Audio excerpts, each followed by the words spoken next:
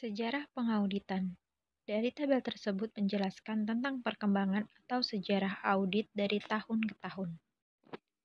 Sebelumnya, audit sudah ada dan dilaksanakan pada zaman Mesopotamia, karena terbukti dengan ditemukannya simbol-simbol pada angka-angka transaksi keuangan. Di abad ke-20, jumlah perusahaan industri berkembang pesat. Perusahaan pabrik ditengarai dengan saham yang dikeluarkannya ini oleh pemegangnya sudah mulai menyadari manfaat dari audit. Sampai pemegang saham beranggapan bahwa audit report adalah jaminan keakuratan laporan keuangan. Sampai berakhir Perang Dunia Kedua, kesalahan terhadap audit report ini masih sering terjadi. Perspektif pengauditan. Audit ini dilaksanakan oleh auditor individual yang terdiri dari bangsawan dan komite auditor. Audit ini memberikan tinjauan atau review yang independen dari catatan akuntansi atau laporan pekerjaan dari pihak yang menjadi subjek auditan. Nah, tujuan dari audit ini yaitu untuk memeriksa reliabilitas informasi yang diberikan oleh pihak yang diperiksa untuk disahkan kebenarannya. Nah, selanjutnya terdapat 5 struktur pengauditan. Pada bagian dasar terletak fondasi filosofi yang tergantung pada disiplin fundamental. Lepas dari landasan filosofi tersebut, dapat ditarik suatu dalil yang pada gilirannya akan memberikan kerangka dasar untuk perkembangan konsep-konsep yang esensial. Kemudian muncul struktur konseptual, generalisasi dasar yang berhubungan dengan seputar inti teori organisasi.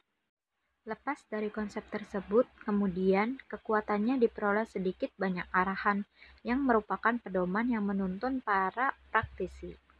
Dan pada bagian akhir terdapat praktek audit yang akan dipraktekkan dalam situasi yang lebih nyata. Perbedaan akuntansi dan auditing. Dalam gambar tersebut menunjukkan bahwa auditing ini merupakan bagian yang paling disiplin dari akuntansi. Keberadaan auditing yaitu untuk menjembatani laporan keuangan yang disajikan klien, di mana sering terjadi benturan kepentingan. Artinya, laporan keuangan yang disajikan oleh organisasi masih memuat kepentingan satu pihak saja.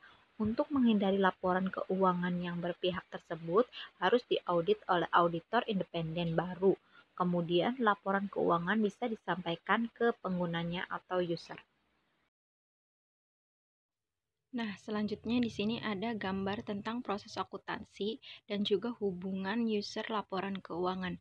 Dari gambar ini memperlihatkan bahwa definisi akuntansi ini masih mengarah pada teknik akuntansi. Padahal kalau dikaji mendalam, akuntansi tidak hanya sebatas pada pelaporan keuangan. Akuntansi keuangan salah satu cabang yang menitik beratkan pada informasi untuk pihak di luar perusahaan. Pengguna eksternal memakai laporan keuangan untuk membuat keputusan tentang perusahaan. Ketetapan pengambilan keputusan tergantung pada keandalan dan kredibilitas laporan keuangan. Untuk hal tersebut, manajemen perusahaan memerlukan pihak ketiga agar laporan keuangan dapat dipercaya oleh pengguna eksternal. Selanjutnya di sini ada gambar proses auditing dan juga proses penyusutan laporan keuangan auditan. Perkembangan auditing terus melaju seiring dengan perkembangan bisnis kendati tidak secepat dunia bisnis. Auditing memiliki perbedaan sifat dengan akuntansi.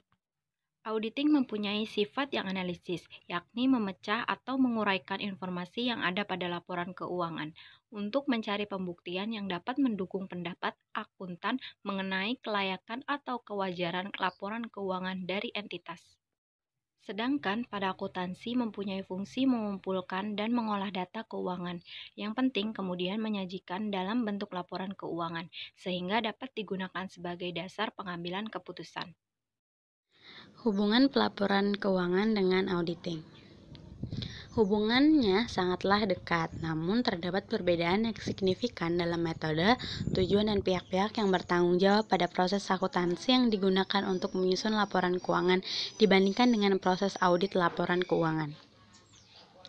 Adapun tujuan dilakukannya pengauditan atas laporan keuangan adalah agar laporan keuangan itu memiliki nilai guna dan memiliki bukti pendukung dan penguat yang berkaitan dengan pernyataan manajemen yang disajikan dalam laporan keuangan. Selanjutnya, kebutuhan pengauditan.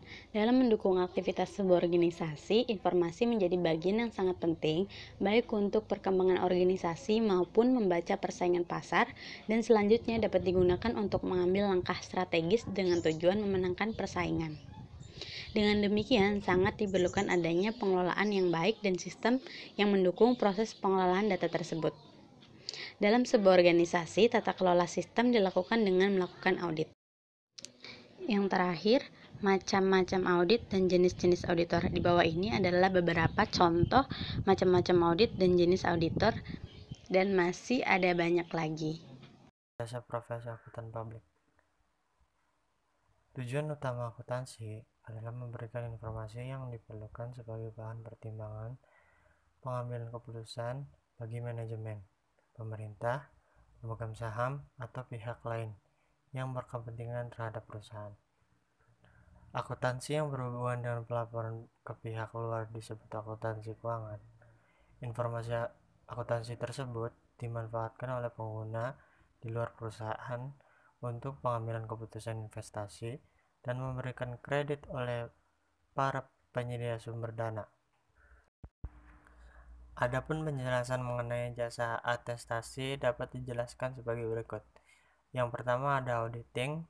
Jasa profesi ini mencakup perolehan dan penilaian bukti yang mendasari laporan keuangan historis suatu entitas yang berisi asersi yang dibuat oleh manajemen. Yang kedua ada pemeriksaan. Jasa profesi ini menghasilkan pernyataan suatu pendapat mengenai kesesuaian asersi yang dibuat oleh pihak lain dengan kriteria yang telah ditetapkan organisasi. Yang ketiga ada review. Jasa profesi ini berupa permintaan keterangan dan prosedur analitis terhadap informasi keuangan suatu entitas dengan tujuan memberikan keyakinan negatif atas asersi yang terkandung dalam laporan keuangan suatu entitas. Yang terakhir atau yang keempat, prosedur yang disepakati. Jasa profesi ini ruang kerjanya lebih sempit bila dibandingkan dengan review dan pemeriksaan. Contohnya, dari jasa profesi ini, klien dan akuntan publik bersepakat bahwa prosedur tertentu akan diterapkan terhadap unsur atau akun dalam laporan keuangan. Sekarang kita akan merangkum materi yang kami jelaskan tadi. Pertama, auditing dalam pertama kemunculannya sebagai divisi dari akuntansi, lalu dengan cepat mencapai suatu disiplin yang terpisah. Kedua, audit atas laporan keuangan kehadirannya secara diketahui belum pasti. Audit dimulai sekitar abad ke-15 yang dilaksanakan di Inggris. Ketiga, akuntansi masih didefinisikan mengarah kepada definisi teknik dan secara komprehensif masih belum diketahui dengan jelas karena perkembangan yang terjadi pada akuntansi. Auditing adalah proses pengumpulan dan pengevaluasian bahan bukti tentang informasi yang dapat diukur mengenai suatu satuan usaha yang dilakukan seorang yang kompeten dan independen untuk dapat menentukan laporan kesesuaian informasi dimaksud dengan kriteria-kriteria yang telah ditetapkan. Keempat, akuntansi dengan auditing perbedaannya terletak pada proses penyusunannya.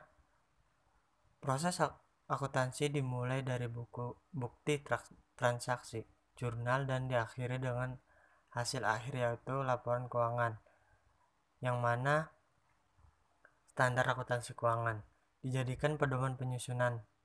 Auditing memiliki proses terbalik dengan proses akuntansi. Yang kelima, laporan keuangan yang disaji masih mengandung informasi asimetris saat asersi tersebut disampaikan pada user. Untuk itu dibutuhkan auditing guna menghilangkan resiko informasi asimetris yang ada pada laporan keuangan. Keenam, secara umum audit dikelompokkan menjadi beberapa golongan, yaitu audit operasional, audit kepatuhan, audit eksternal, audit internal, dan audit EDP. Yang ketujuh, macam editor terdiri dari 3, auditor pemerintah, auditor intern, dan auditor eksternal.